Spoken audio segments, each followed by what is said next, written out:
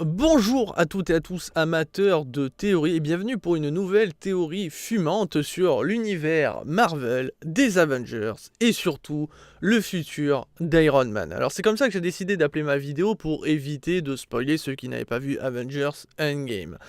Mais bien entendu, pour argumenter ma théorie, j'ai besoin de parler et de détailler Avengers Endgame. Donc si vous n'avez pas vu ce film, ne regardez pas cette vidéo. Quant aux autres, il faut savoir que cette théorie, j'en ai eu l'idée certes, mais beaucoup d'autres personnes ont eu exactement la même idée en tête quand ils ont vu la scène des funérailles de Tony Stark, parce que on croise pendant un bref instant un jeune garçon. Alors sur le moment, je ne l'avais pas reconnu parce qu'il a un petit peu vieilli. C'est l'acteur Ty Sigpinks, désolé pour la prononciation, qui incarne à nouveau Harlequiner. Mais si, vous savez, ce jeune garçon qui était cul et chemise avec Tony Stark et qu'on voit pendant quelques minutes dans Iron Man 3. Mais oui, c'est ce mioche dont on n'entendra plus jamais parler. Et bien en fait, comme ils étaient très proches, il a été invité aux funérailles, ce qui est totalement normal. Mais dès que j'ai appris son identité sur internet, parce que je l'avais pas reconnu de suite, je me suis dit, oh mais attends, ça serait pas le futur Iron Man ? Le souci, c'est que les Russo ont entendu parler de cette théorie et ont décidé d'avouer la vérité, que ce n'était pas du tout dans cet objectif qu'il a été invité, c'est parce qu'il était proche de Tony, et Tony était proche de lui, et donc c'était normal de le convier. En plus, c'était une manière symbolique de boucler l'histoire de Tony Stark. Oui, mais en même temps, même s'ils ont tiré sur cette théorie, il faut savoir qu'elle a encore tout son sens et que j'ai quelques arguments et détails qui vont vous prouver que la théorie, elle pourrait très bien devenir réalité. Première chose, il faut savoir que tous les films teasaient ce qui allait arriver dans Avengers Endgame.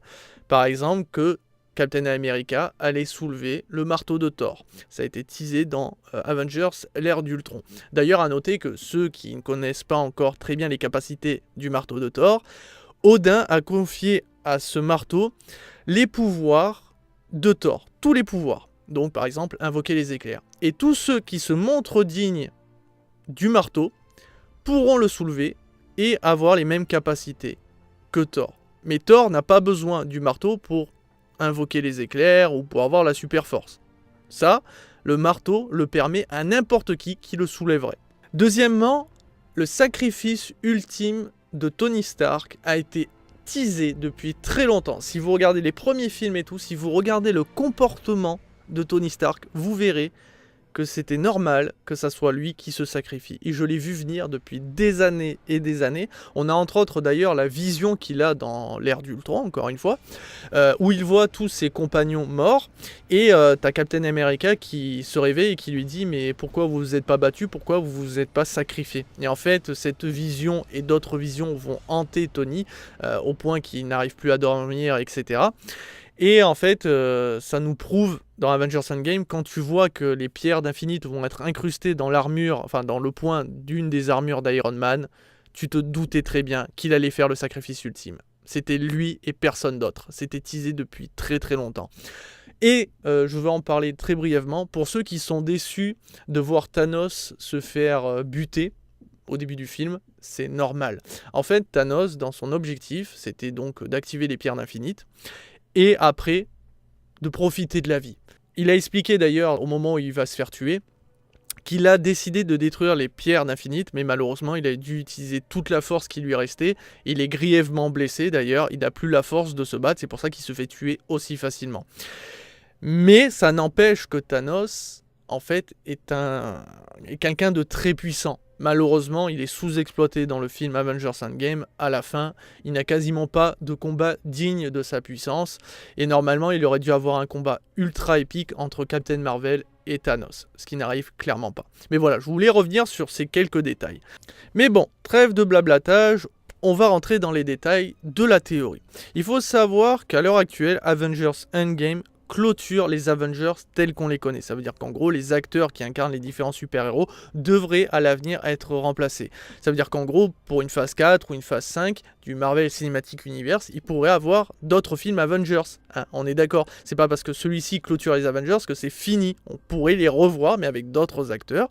Et il faut savoir aussi que Marvel avait pensé à un projet de faire comme avec DC et leur Teen Titans, créer des super-héros adolescent. Et donc Harley Quinn, vu que c'est un adolescent, pourrait très bien incarner Iron Man. Mais ça pourrait ne pas être le même acteur, on est d'accord. Dans Avengers Endgame, on a toute une symbolique où les super-héros décident de passer le relais. Nous avons au début du film avec Hawkeye qui apprend le tir à l'arc à sa fille. Et quand on sait que Black Widow, quand elle se sacrifie, lui fait passer le message qu'en gros il est temps qu'il arrête de se battre et qu'il devienne un père, eh bien, on pourrait très bien imaginer que sa fille reprenne le flambeau. Nous avons aussi Thor qui décide de laisser Asgard et le trône à Valkyrie. Or, nous savons aussi qu'aujourd'hui, dans les comics, Thor est une femme qui, dans un de ses looks, porte un casque avec des ailes. Et on sait que les Valkyries se battaient à dos de chevaux avec des ailes. Il y a toute une symbolique. En plus, elle pourrait très bien soulever le marteau de Thor, et ça serait super classe, sachant que le véritable Thor, lui, a décidé de vivre, on va dire, la belle vie, en compagnie des gardiens de la galaxie, et peut-être se poser sur une planète et vivre tranquillement. Dans le film, celui dont la passation de pouvoir est le plus visible, en tout cas, c'est bien sûr Captain America, qui décide d'offrir son bouclier à son meilleur ami, Sam. Ce qui fait que même s'il a actuellement ce film clôture les Avengers, on pourrait très bien voir le même acteur qui incarne Sam aujourd'hui incarner un jour Captain America. Puisqu'il faut savoir que Marvel adore la continuité, adore que tous ses films soient liés par une certaine continuité. Donc ce qui fait que ça a assez du sens. Maintenant, pour Iron Man, dans Avengers Endgame, il passe absolument pas le flambeau. Puisque sa jeune fille, il essaye de l'éloigner de tout ce qui est mécanique, technologie et tout, et il l'élève comme une fille normale, quoi. Il n'essaye pas de la plonger dans son univers, il essaye d'être le père qu'il n'a jamais eu.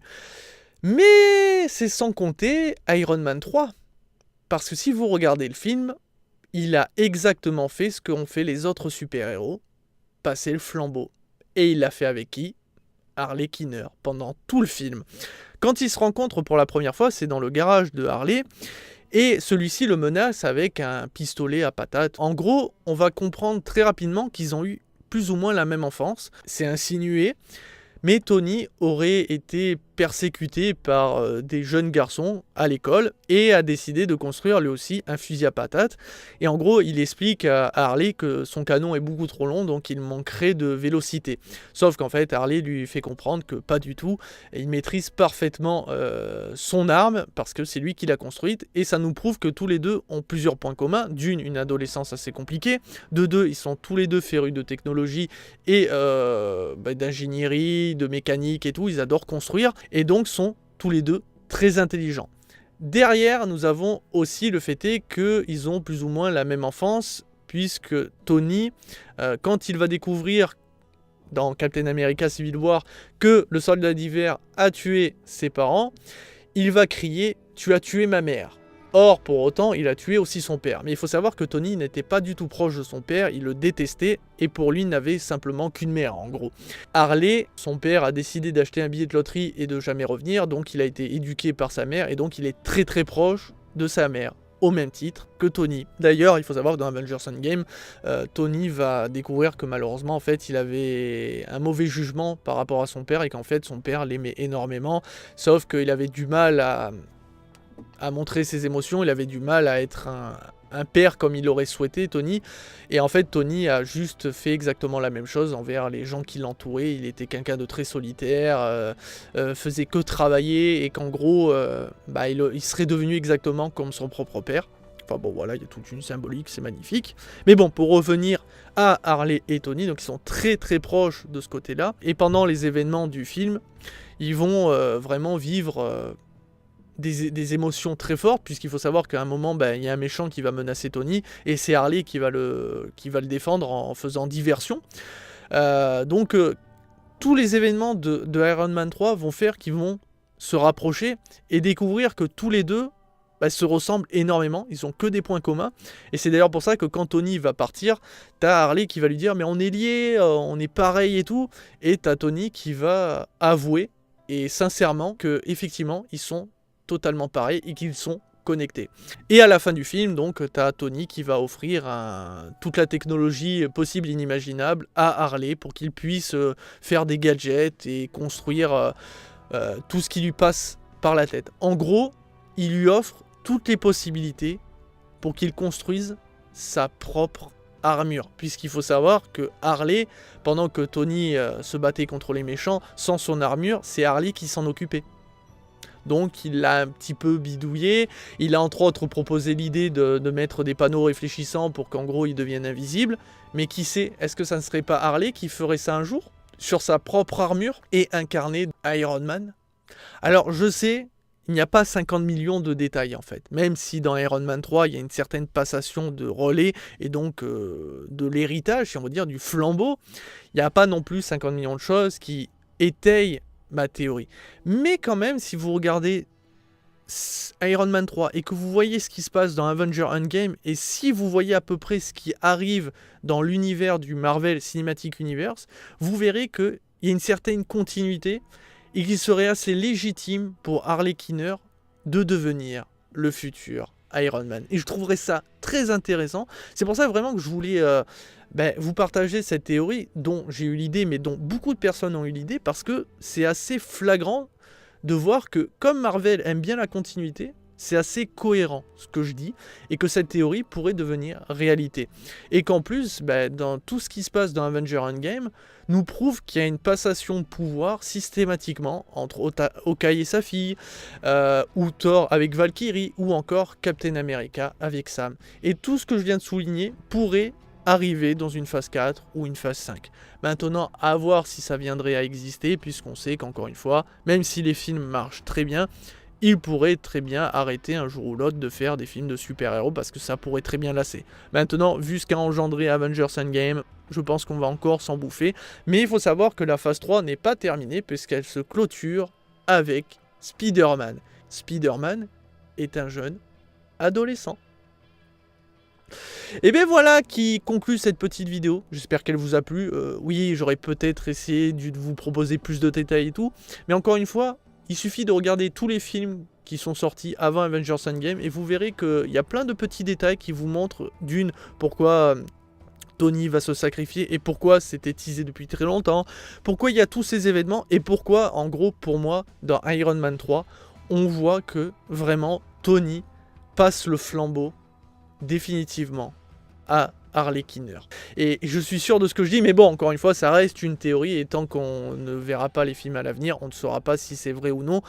Et même si les Russo ont décidé de plomber cette théorie, c'est par rapport à leur propre point de vue, et ils ont décidé d'inviter Harley Quinn aux funérailles parce qu'il était proche de Tony, ce qui est aussi légitime. Enfin bon, si vous avez des détails, si vous avez aussi vos propres théories, n'hésitez pas à les partager dans cette vidéo, dans les commentaires. Ça me fera très plaisir d'en lire des nouvelles et aussi, pourquoi pas, de débattre là-dessus. Et puis, je vous retrouve très très vite et très bientôt pour toujours plus de vidéos et pourquoi pas plus de théories. Sur ce, ciao ciao.